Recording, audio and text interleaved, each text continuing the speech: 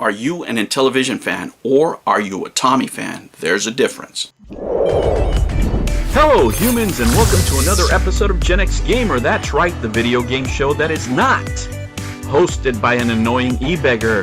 There is no Patreon, no super chats. That's right, we just talk about the games we love and how fun it is to hoard them.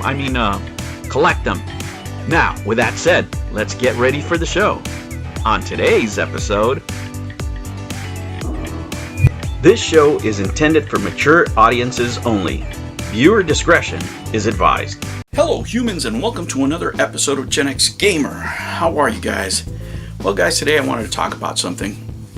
I recently put on private my previous video. I was trying to make a point. A lot of the Tommy fans, which are not Intellivision fans by the way, they're not really Amico fans. They're just Tommy admirers. And maybe some investors out there. Actually, I do know there's some investors out there. But regardless, the criticisms they make on me are, for example, you're just doing criticism on the Amico to get views. Nothing can be further from the truth, guys. If I really wanted to get views, I would do a video like I just did. I just privated it because I just wanted to give you guys an example of what your narrative is that isn't completely true. If I wanted to make videos that got a lot of views, all I would do is dunk on people constantly because of the opinions that they have. They have no basis in evidence, that they just want to cheer on Tommy Tallarico. As a matter of fact, I've criticized those people for being the kind of friends that you don't want in life. In life, you want friends that tell you what you need to know, not what you want to hear. These people tell Tommy what he wants to hear all the time. When you're the owner of a company, right, the buck stops with you. Any negative criticism that I made on the company, okay, and the performance of the CEO, I always give with solutions. Instead of A, maybe B. I always put two things out there. They never see that. They only see anything that's any type of criticism on the company as a personal attack on Tommy Tallarico, and they try to put everybody together. So, this narrative is completely untrue. If I wanted to make negative videos about people, I would get so many views, so many more views than what I do. And I could do that a lot because I watch your content and I'm just going, Jesus Christ, what planet is this person from, right? With evidence to the contrary. And I just wanted to give them an example and show them in true time. That video was doing well and I could have left it up, right? And I would have gotten a lot more views, more subscribers, whatever. So I just wanted to kill that notion right away. But this is the type of criticism they can't handle. If you're a Tommy fan, right, you can't handle any criticism of the company, even when they're blatantly going against company industry standards, for example, right? Let me give you an example here. And, these people would see this as hate. I made a criticism on their job posting of the QC for the console, right? They were starting at 40K, right? For a person that you want to test the console 100%. Not only that, the controller. Now, many of the people don't even have the furthest idea of what this person's going to do, right? And I'm not even going to get into the software end of it. Let me just show you what it would take just to do the hardware, right? I know this type of work. Alright guys, so here's just a general inspection chart, right? And you can see the lot size on the left hand side. And we're going to be dealing, let's say, with 150 to 500,000 units, right? It could be less, it could be more, but since Mr. Tallarico says that he's going to be doing a lot of consoles, let's just stress that he's going to do anywhere from 150,000 to 500,000 when he enters production, right? And what I'm going to do here is show you why this work is so important. There's different inspection levels. There's general inspection levels for things that are not so critical, and things that are more critical you put in special inspection levels. To give you an example, let's say that you have, I don't know, the bottom part of the console and they have little stickers, and that might not be as critical as, say, the on and off button that you want to test, right? So the on and off button might be a special inspection level where you want to inspect 100% of whatever size lot inspection size that you have, whether the stickers might be more of a visual inspection that takes less parts, or more depending on whether or not you've had issues with that particular thing in the past. Alright, so here's our sampling chart, guys, and let's say that we chose by industry standards or by our own standards, we chose level L for inspection.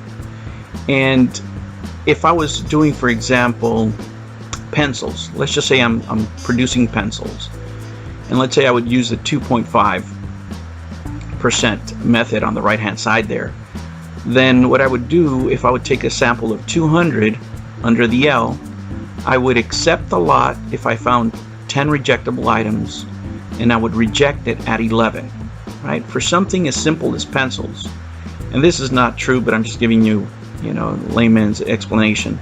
Something as simple as pencils, and I know that I'm getting 10% that are bad in every lot of 200, what I would do probably is to save time and money depending how much my labor is. There's a calculation involved, but I'll just say, look, I'm going to send you 10 extra pencils in every lot, which, most companies wouldn't do, but that would be a simpler way to fixing the problem than going through millions and millions of pencils in order to sort out the bad ones, right? You could just tell the customer that, look, I'm going to give you some extra and we're good.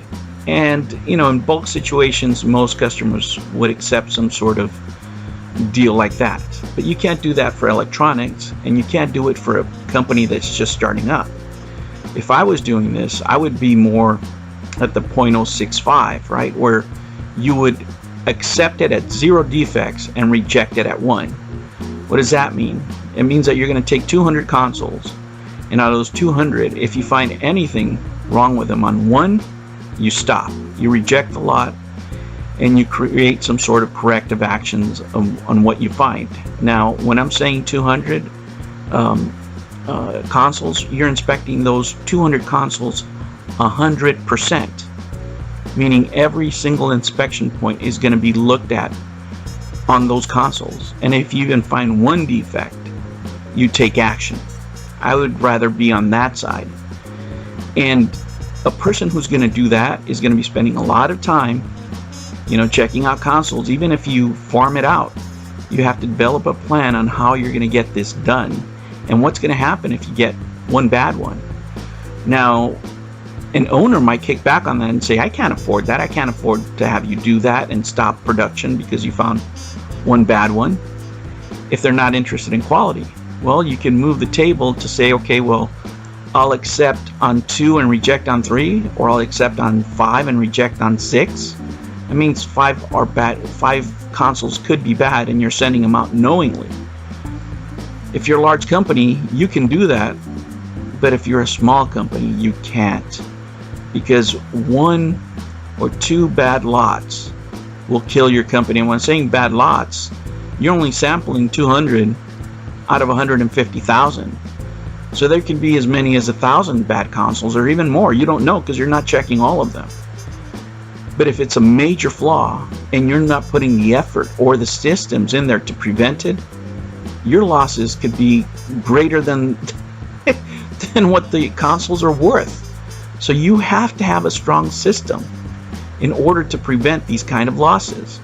Now you can mitigate this by putting different levels and say, okay, well, let's say I'm going to make them in China. Okay, I'm going to say, China, you guys inspect so many, and I'll inspect this many in critical areas here. You can do that, but as you all are aware of, China is great for manufacturing a lot of things, but they're not great at quality. Quality is one of the things that they have issues with sometimes, because when they're so fast that when they make a mistake, they just keep on going, and they'll give you 1,000 of whatever mistake they made, right? They'll make one mistake and then not catch it until the 3rd, 4th run. That's, that happens sometimes depending on who you're dealing with. But it's more common when you're starting something new, right? For that reason, you really have to inspect the things in-house. So you're going to have to spend some labor here in the U.S. And that is a lot of machines. That's a lot of responsibility. That's a lot to put on a plate on a person that's basically making less than a cashier at Costco. Let that sink in. Less than a cashier, less than a bartender, less than an Uber driver on weekend nights. Why would you do this job with so much responsibility if you're not getting paid a living wage in Orange County. You can't live with $40,000 in Orange County. You just can't. This is an entry-level paying job for a job that should be done somebody making at least $84,000 a year with that many responsibilities, right? What does this tell you about the company? Is their focus quality, or is it focus just shipping as many consoles as they can? One of the things you do in sales is you want to sell as many products as you can. Well, you can only sell things that people are going to come back and buy again. But if you have a major problem that you delegate it to somebody that's just entry level, what do you think is going to happen for something that is this critical? Do you think I'm right for criticizing this? Or is this just hate? Those are the kind of criticisms I have. This is a valid criticism that I need to point out for anybody that's watching my video that might think, maybe the Amico is a good investment. At the end of the day, my criticism of the company and of its CEO really boils down to this. There's 600 years, as they say, of experience in the company. But what good is it if that experience is not being followed? How many of the things that the employees themselves have pointed out that should have been done haven't been done? For example, launching smaller in North America and then moving forward. That's been a criticism from the employees to the CEO, and they were correct. So what good is it to have all that experience if nobody is taking it into account? So if you want to invest in the company, great. If you don't want to invest in the company, great. Do whatever the hell you want to do. I recommend you do your due diligence. But if I'm criticizing the work, it's not hate. I'm pointing out the obvious with facts. The problem is, some Tommy fans just can't handle it. New videos every weekend and whenever I feel like it. Oh yeah, almost forgot. Ring that bell.